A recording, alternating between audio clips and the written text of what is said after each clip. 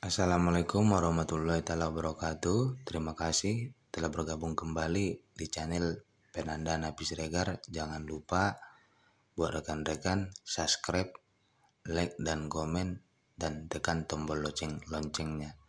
Jadi di sini saya ingin memberikan ilmu ataupun pemahaman yang saya pahami masalah sistem kerja bank keliling ataupun koperasi harian.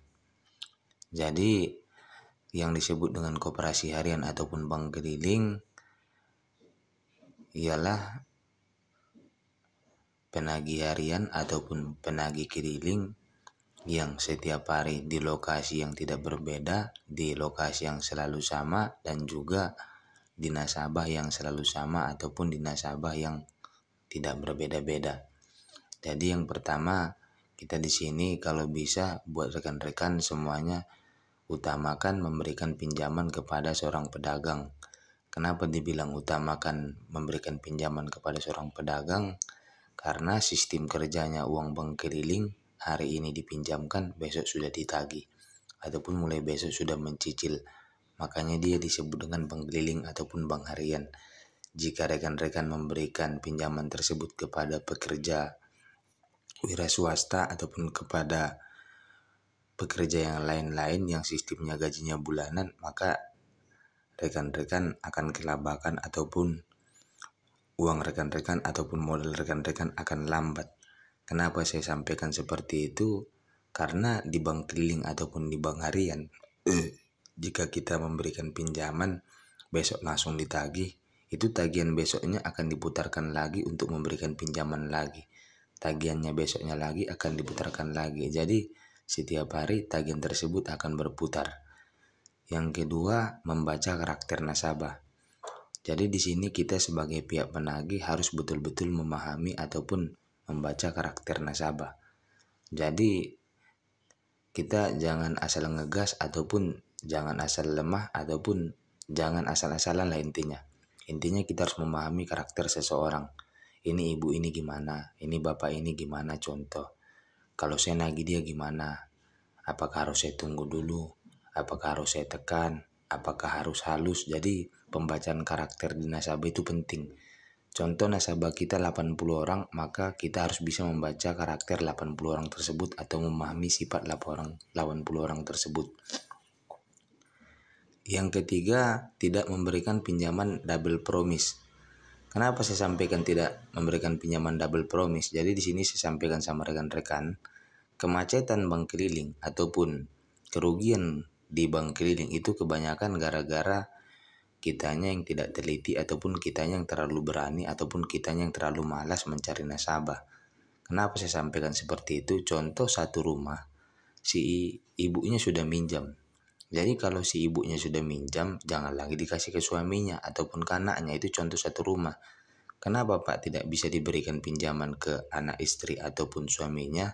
Itu minimal satu rumah harus satu, karena kita bank keliling ataupun bank harian. Coba rekan-rekan pikirkan, jika seandainya si suami mendapatkan uang ataupun pedagang tersebut mendapatkan uang contoh 100.000 lah bersih buat dia satu hari. Tiba-tiba pinjaman dia sama kita 1 juta, cicilannya 50.000. Kan gak bakalan ketemu, ujung-ujungnya bakalan kemacetan. Ataupun risiko di belakang hari, macet itu bakalan terjadi ataupun susah bayar itu bakalan terjadi karena promis tersebut double. Jadi akan memberatkan kepada nasabah. Namanya si peminjam apapun ceritanya dia ingin pinjaman uang besar, cuman rekan-rekan harus hati-hati ataupun waspada. Yang keempat, tidak memberikan pinjaman berkelompok. Nah, jadi di sini saya sarankan dengan rekan-rekan yang pemula kerja koperasi ataupun yang sudah bekerja koperasi, usahakan tidak memberikan pinjaman berkelompok ataupun pinjaman rame-rame. Utamakanlah memberikan pinjaman tersebut minimal 1.1 orang dengan pakai jarak yang begitu jauh, minimal jarak dari nasabah ke nasabah 1 kilo. Jadi berjarak. Kenapa saya suruh memberikan pinjaman 1.1 orang? Biar tidak ada efek di belakang hari. Kenapa saya sampaikan efek di belakang hari? Sering terjadi di lapangan. Ibarat kata contoh, si peminjam di situ ada 4 orang. tiba-tiba ada 3 orang yang lancar, ada 1 orang yang macet, itu bakalan terjadi pro kontra. Kenapa saya sampaikan pro kontra? Bahkan terjadi alasan buat yang 3 orang lagi. Pak, yang itu bayar. Pak, yang itu nggak bayar, Pak. Saya bayar terus, saya diomelin terus tiap hari. Sedangkan yang itu, Bapak nggak marah gini-gini nggak bayar, Bapak diam aja nggak ada respon. Nah, ujung-ujungnya bakalan menimbulkan macet berkelompok ataupun uang kita bakalan susah diambil dari situ. Jadi utamakanlah buat semuanya 1 titik 1 orang dan minimal pedagang. Yang kelima, tidak bosan dengan lapangan yang tetap. Jadi bank keliling itu, saya sampaikan dengan rekan-rekan, bank keliling itu nagih bakalan di situ-situ aja. Soalnya lokasinya sudah satu lokasi, tidak bakalan beda lagi, bakalan ketemu dengan orang yang sama.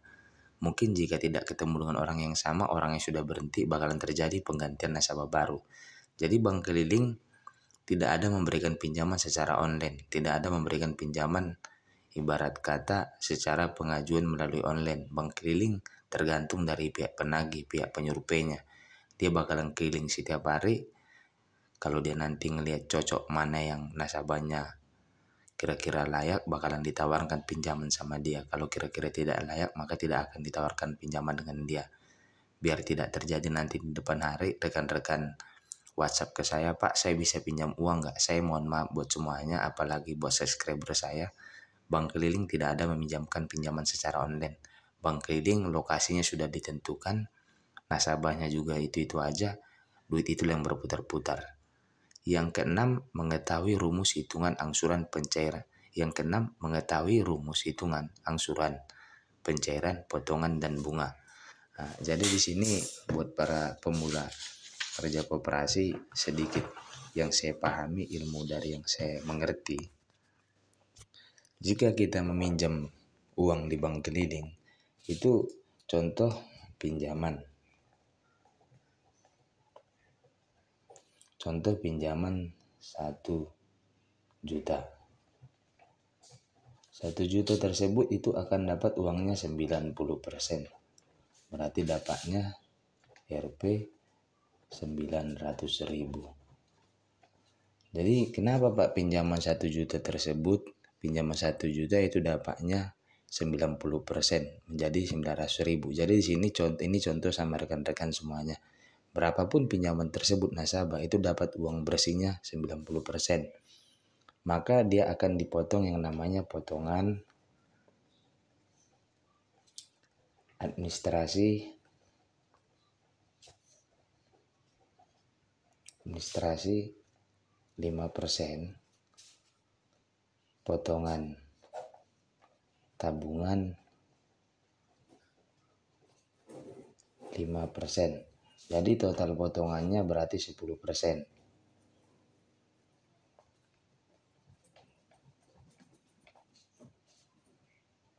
Maaf kalau tulisannya kurang bagus.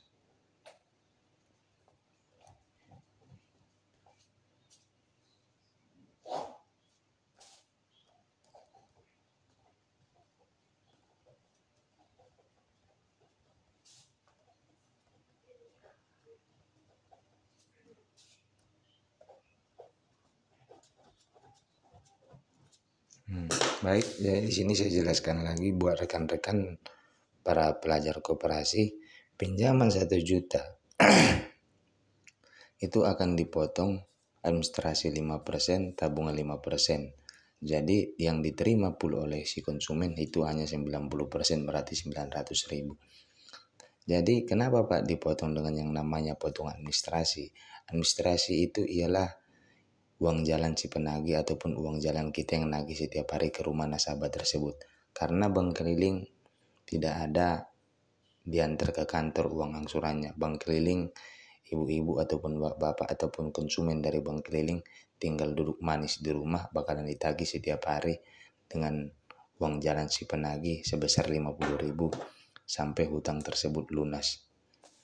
Yang kedua, tabungan. Jadi tabungan ini bakalan bisa dikembalikan di belakang hari jika si konsumen ataupun nasabah tidak mengambil lagi.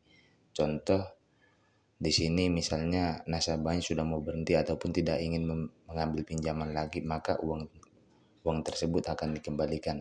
Kenapa Pak ada potongan tabungan? Ini resiko jaminan kemacetan. takutnya di belakang hari si konsumennya lari ataupun kabur.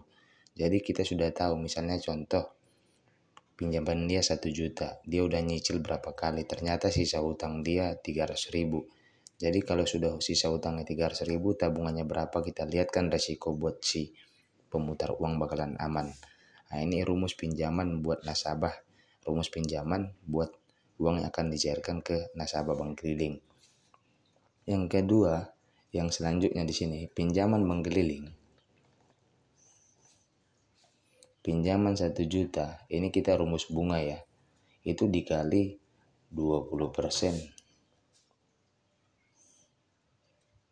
Berarti menjadi 200.000. Jadi setiap nasabah yang meminjam uang, pinjaman uang 1 juta, itu bakalan dikalikan bunga sebesar 20%, berarti bunganya sebanyak 200.000. Nah, jadi di sini banyak yang nggak paham. Bank keliling itu rentenir bilangnya. Bank keliling itu ini dan itu. Jadi saya sampaikan dengan para penonton ataupun sebagainya yang belum menguasai ilmunya. Kalau di bank keliling, pinjaman 1 juta, bunga memang 20%, berarti menjadi 1.200.000. Tapi bunga ini tidak bakalan dilipat gandakan ataupun tidak bakalan berbunga lagi. Jadi konsumen tersebut akan membayar atau mencicil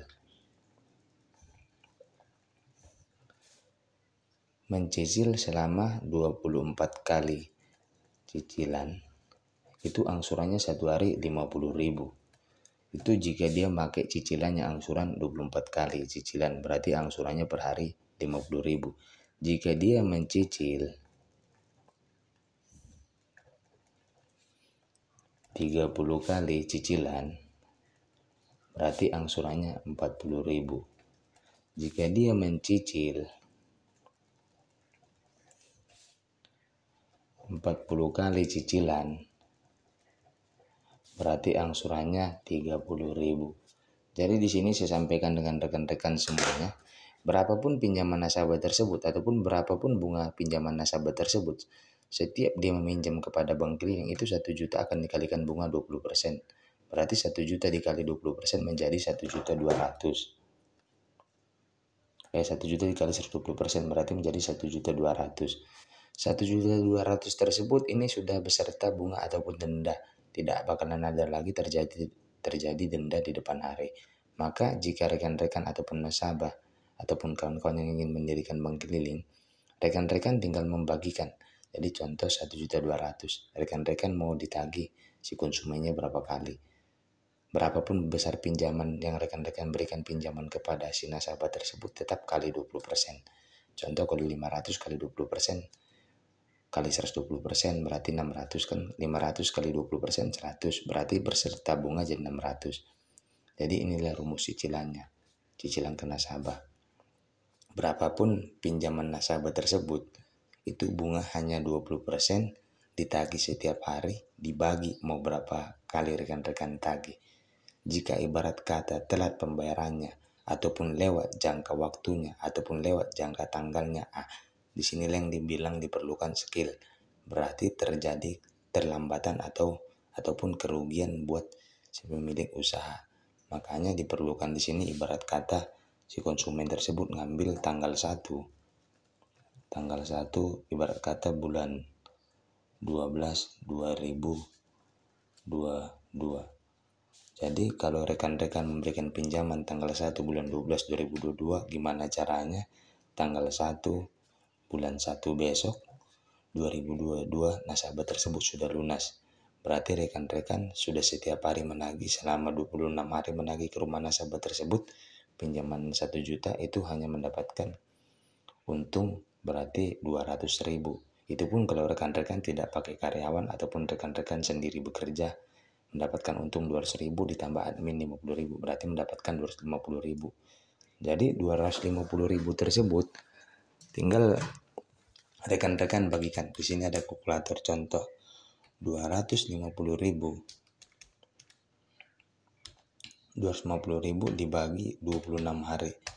Berarti rekan-rekan mendapatkan keuntungan 9.615.000 dari per orang nasabah. Makanya yang di tahap pemula saya bilang rekan-rekan harus punya modal 50 juta. kalau rekan-rekan ingin menghasilkan hasil yang sesuai. Jadi jika rekan-rekan ataupun para penonton bilang bank keliling itu melipat gandakan bunga, tidak ada lagi. Setiap rekan-rekan ataupun nasabah sudah tanda tangan kepada pihak bank keliling ataupun pihak koperasi, maka bunganya tetap karena sudah ada patokannya. Di sini tinggal tergantung skill penagih. Jadi hati-hati, jangan sembarangan. Mungkin itu yang saya bisa sampaikan di hari ini. Bisa dilanjutkan lagi di video sebelumnya, gimana caranya kita sama-sama tukar pikiran ataupun belajar koperasi. Saya akhiri, assalamualaikum warahmatullahi wabarakatuh.